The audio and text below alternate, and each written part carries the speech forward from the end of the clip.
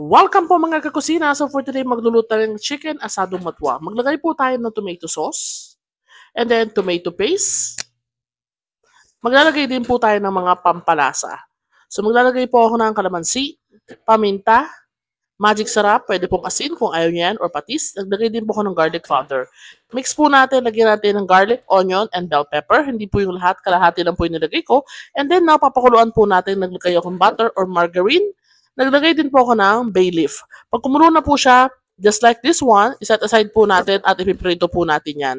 Pag nag-golden brown na po siya, set aside at hiwain po natin. Maglagay tayo ng oil at butter sa ating pan. Lagyan natin yung onion, garlic, at yung muna iwan natin na bell pepper. Lagyan na rin natin yung pinagkuluan ng ating asado kanina, liver spread, pampalanamnam, pampalapot, a little bit of water, and then ilagay na po natin yung ating naprito na manok. Hayaan po natin magtiken yung kanyang sarasa just like this one, and this one's ready for serving. Mga tara po!